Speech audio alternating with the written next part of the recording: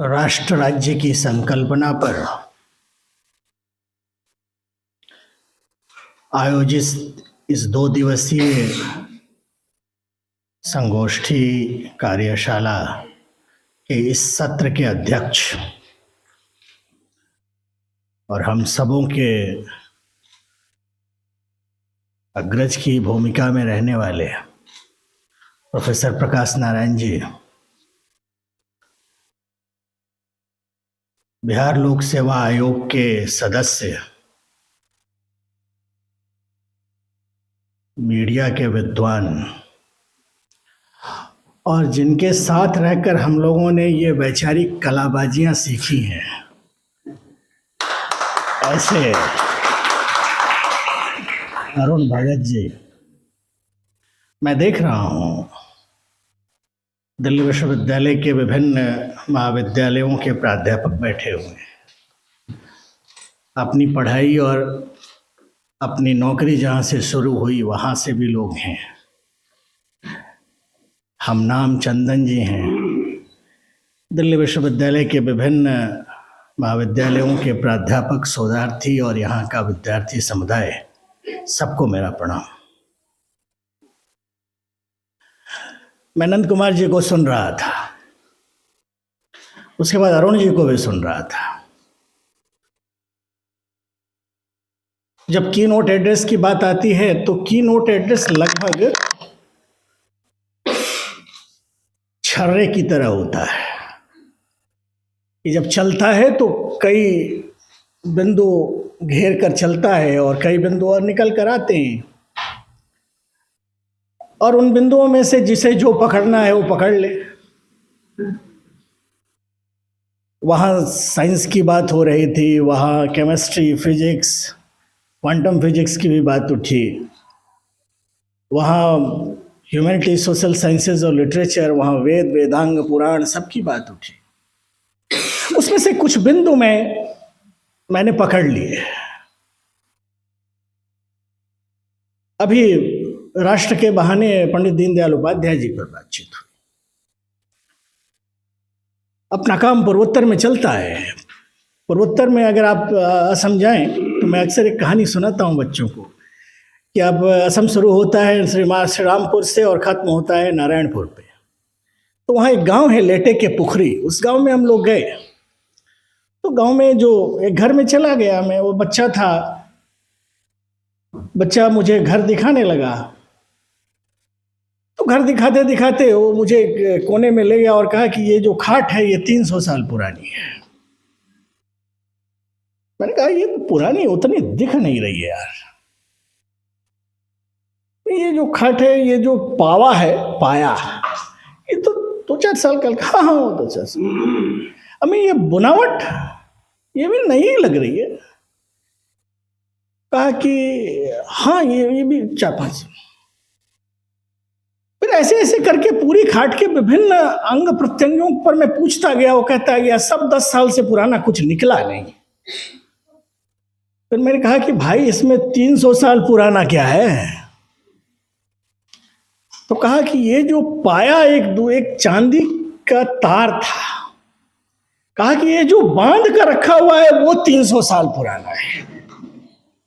मित्रों, भारतीय राष्ट्र की जब आप बात करते हैं तो कुछ बातें ऐसी हैं जिनको आप सातत्यता में पढ़ सकते हैं, कंटिन्यूटी में पढ़ सकते हैं।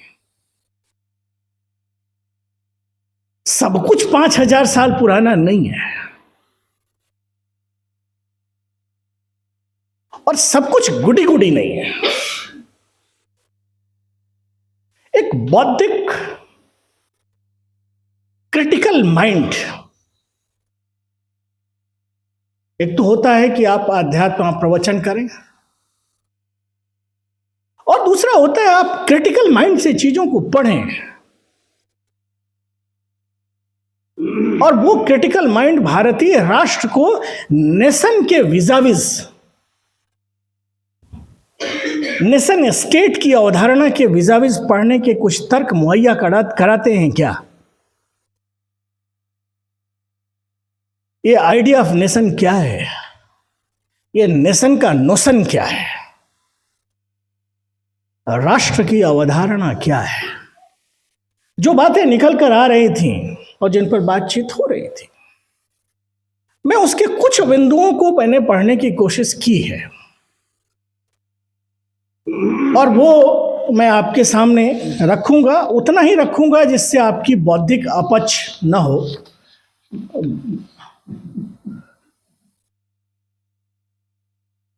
मैं ऐसा मानता हूं, जिस दो तीन तर्क निकल कर आए कि भारत सत्ता की केंद्रीयता नहीं है। आइडिया ऑफ इंडिया जो है वो पावर सेंट्रिक व्याख्या नहीं है। इंडियन स्टेट और इंडियन नेशन, जो जब आप नेशन की बात करते हैं, नेशन स्टेट की बात करते हैं, वो अमूमन एक राजनीतिक सत्ता की बात है। और मैं बार बार कहूंगा कि दुनिया में बड़े अनर्थ नेशनलिज्म के नाम पे हुए हैं। नेशन स्टेट की थियरी ने दुनिया में बड़े बड़े अनर्थ किए हैं। हमने उस अनर्थ में हम भारत के रूप में भागीदार नहीं रहे। इसका कारण क्या है? इसका कारण वो समझ है जो एक राष्ट्र की अवधारणा को हमारे मूल्यबोध का हिस्सा बनाती है। टाइम्स ऑफ इंडिया के एक संपादक हुए हैं गिरिलाल जैन, आप जानते हो। गिरिलाल जैन की एक पुस्तक है जो द हिंदू फेनोमेन, पुस्तक अमेजन पे उपलब्ध है। पुस्तक का पहला प्रकाशन सन 1994 में हुआ। पुस्तक यूबीएस पब्लिशर्स से छपी है।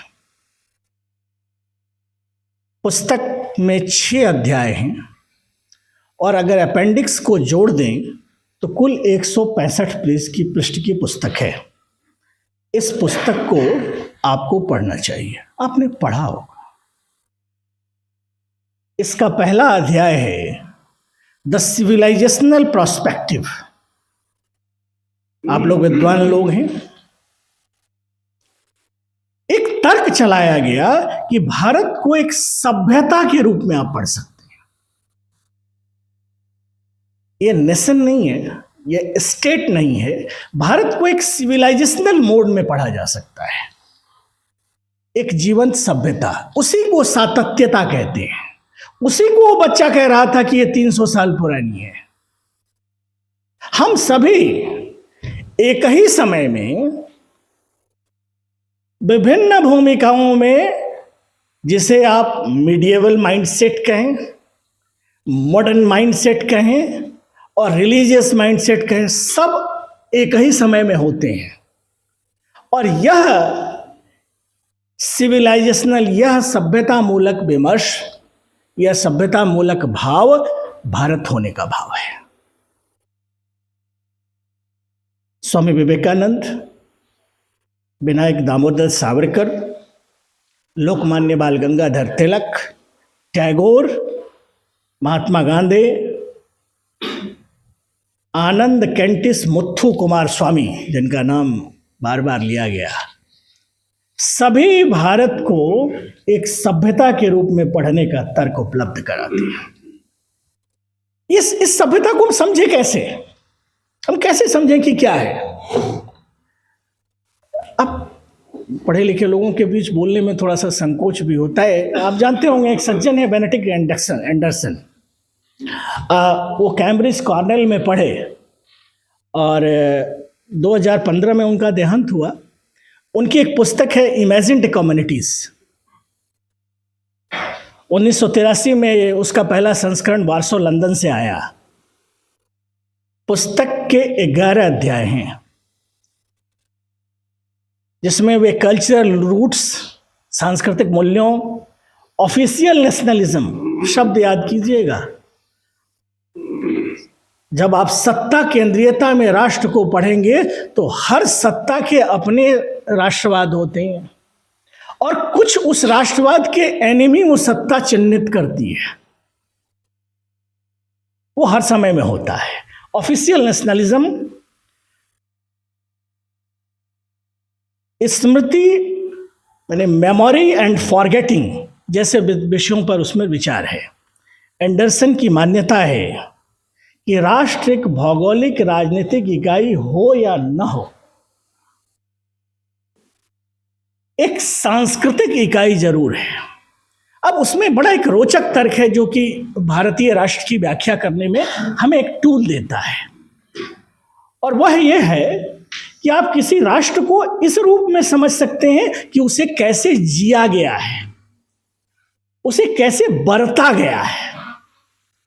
यानी किसी व्यक्ति को अगर आप समझना हो तो आप उसके जुबान से ज्यादा उसके कर्मों से जैसे समझते हैं, उसी ढंग से भारतीय राष्ट्र को उसके कर्म से आप समझिए। अगर आप समझेंगे तो कुल मिलाकर भारतीय राष्ट्र, रविंद्र बाबू के शब्दों को उधार लें तो अर्धेक मानवी तुम्ही अर्धेक कल्पना। इसको यूं समझें कि राष्ट्र को लेकर जो मानुष भाव की बातें हो रही थी, कई बार वो बनमानुष भाव में घुस जाता है,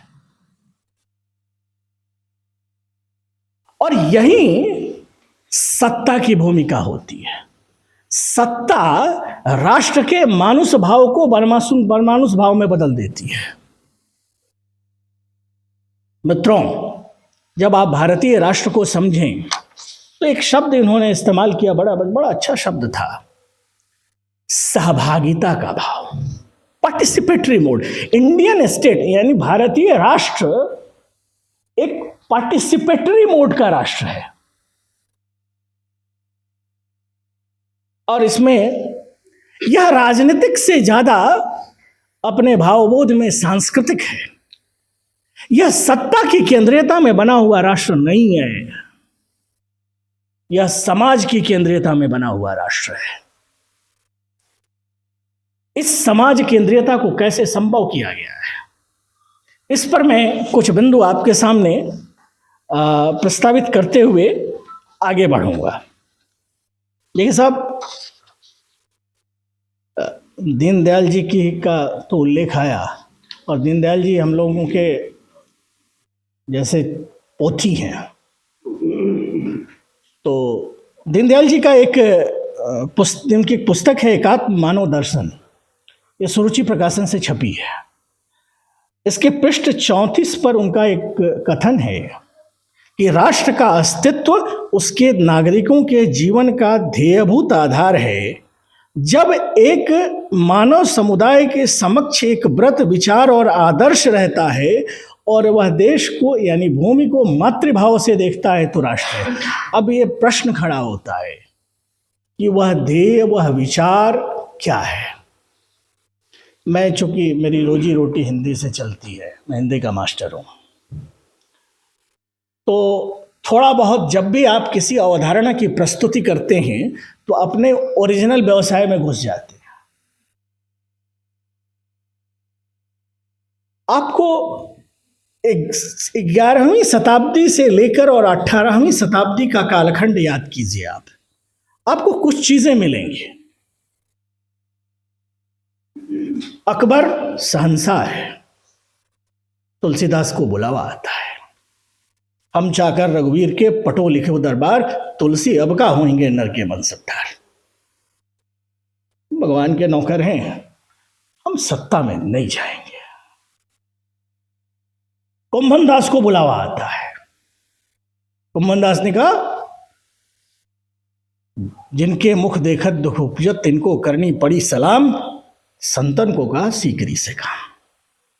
भारत की बौद्धिकता और भारत का पूरा बौद्धिक व्यक्तित्व सत्ता से इतर समाज की केंद्रीयता में बनता है। यह आइडिया ऑफ इंडिया है। इसलिए जो ताकतवर लोगों के पीछे पीछे पनाही लेकर घूम रहे हैं और कह रहे हैं राष्ट्र बना रहे हैं साहब, भारत का पूरा चिंतन समाज की केंद्रीयता में बना हुआ चिंतन है। और यह कैसे बनता है? यह यात्रा बोध से बनता है। मैं कुछ उदाहरण आपको देते हुए आपसे, रामानुजाचार्य का नाम आया। रामानुजाचार्य दक्षिण से उत्तर की यात्रा करते हैं। शंकराचार्य के बाद पहले व्यक्ति रामानुजाचार्य हैं जो दक्षिण से उत्तर की यात्रा करते हैं। इससे पहले हम लोग कहीं बैठे हुए थे तो वहाँ हमारा उल्लेख आया कि द्वारका के मंदिर में शंकराचार्य जी की जो पूरी की पूरी यात्रा पद्धति है वो 300 BC से पहले की है। शंकराचार्य पूरे देश की यात्रा करते हैं। 16 वर्ष की आयु में वो यात्रा शुरू करते हैं, पूरी गुवाहाटी तक पहुंचते हैं, फिर बद्रीनाथ केदारनाथ जाते हैं। क्या शंकराचार्य की यह यात्रा भारत भ्रमण निरुद्देश्य है? शंकर हों, रामानुजाचार्य हों या फिर संत शिरोमणि नामदेव हैं। नामदेव महाराष्ट्र के पंढरपुर से निकलते हैं, मेड़ता होते हुए पंजाब के घुमान तक पहुंचते हैं। यह लगभग, वो पंजाब के घुमान में 20 वर्ष रहे हैं, यह लगभग 2000 किलोमीटर की यात्रा है। नानक देव की यात्रा 4 उदासी है। नानक देव के आपको पता है 70,000 किलोमीटर की यात्रा है पैदल। पंजाब, हरिद्वार, प्रयाग, काशी, गुवाहाटी, तिब्बत, फिर दक्षिण की यात्रा है। चैतन्य महाप्रभु बंगाल से निकलते हैं और वृंदावन होते हुए जगन्नाथपुरी तक जाते हैं। मीरा 10 प्रांतों की यात्राएं करती हैं। शंकरदेव असम के ब्रज क्षेत्र से निकलते हैं और दक्षिण तक की यात्रा करते हैं। यह क्या है? इन सारी रचनाकारों के टेक्स्ट को उठाकर आप देख लीजिए। इनकी भाषा में भारत के विभिन्न क्षेत्रों की शब्दावली मिलेगी। यानी इनका भाषा बोध, इनके यात्रा बोध से बनता है और इनका यात्रा बोध इनके भारत बोध से बनता है। ये आइडिया ऑफ इंडिया है। भारत यात्रा में रहा है। और ये इन पूरे के पूरे इन रचनाकार, इन संतों के बारे में एक चीज ध्यान रखिएगा, ये तीर्थों पर जाते भी हैं और तीर्थ बनाते भी हैं। इसके बरक्स एक सत्ता है, ये पुराण लेकर घूम रहे हैं और वो कुरान लेकर घूम रही है।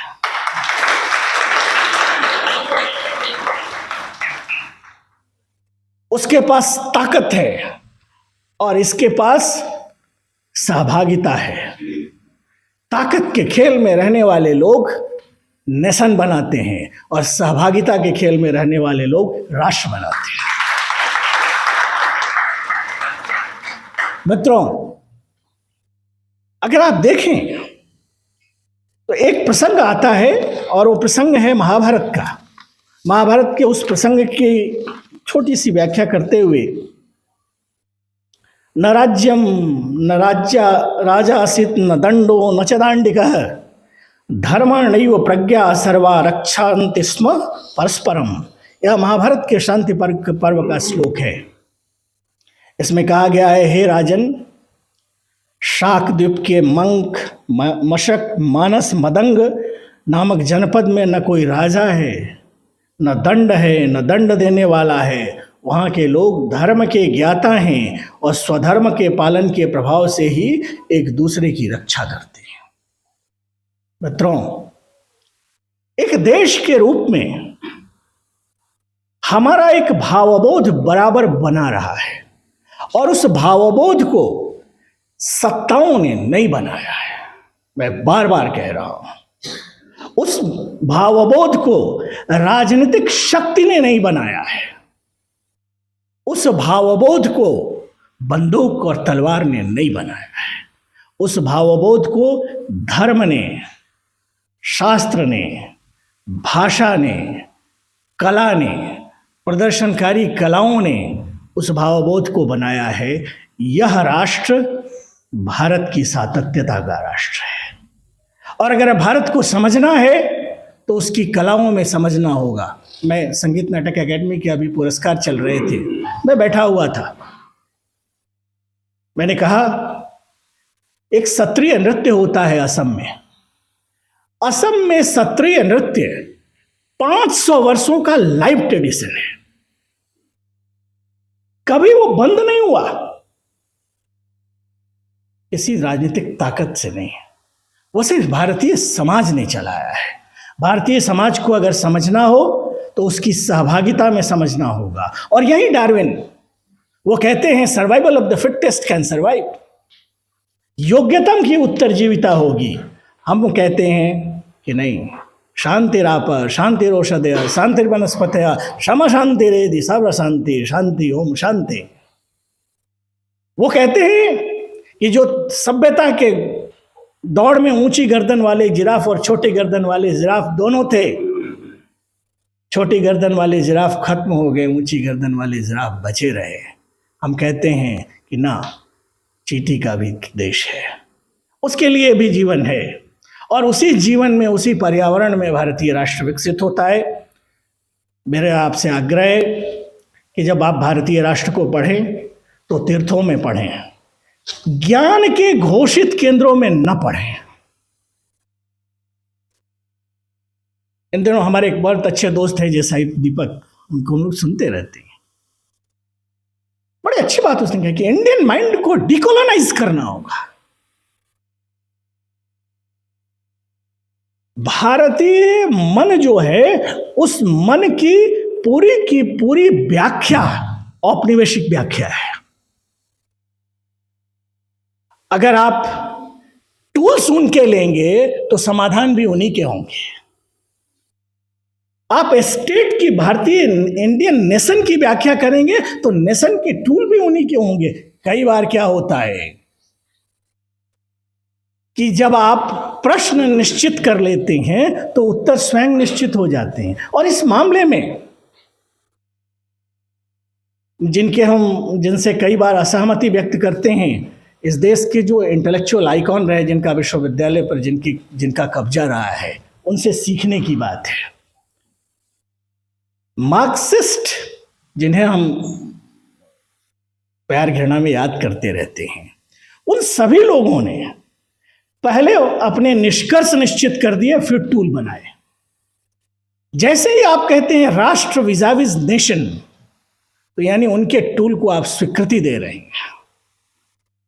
आप भारतीय राष्ट्र को भारतीय मूल्यों के आधार पर पढ़ें, सहभागिता में पढ़ें, यात्रा में पढ़ें, समाज केंद्रीयता में पढ़ें, तीर्थों में पढ़ें, मंदिरों में पढ़ें, गुरु, वैद्य और पुरोहित की परंपरा में पढ़ें। पॉलिटिकली इनकरेक्ट बोल रहा हूं।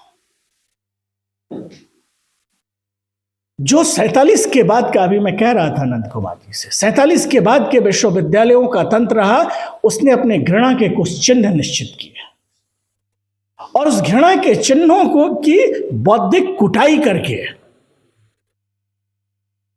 अपने नैरेटिव बनाए। गुरु, वैद्य और पुरोहित का नैरेटिव भारतीय राष्ट्र की सातत्यता का है, समाज केंद्रीयता का है। इन तीनों ही सत्ताओं की समाज सत्ता रही है। सत्ताएं आती जाती रही हैं, सत्ताओं की उम्र क्या होती है, ये तो आज हैं, कल नहीं रहेंगी। पर समाज की उम्र कई गुना ज्यादा होती है। भारतीय राष्ट्र इसलिए बचा रहा है क्योंकि यह समाज केंद्रित रहा है। यही वो बात है कि हस्ती मिटती नहीं हमारी।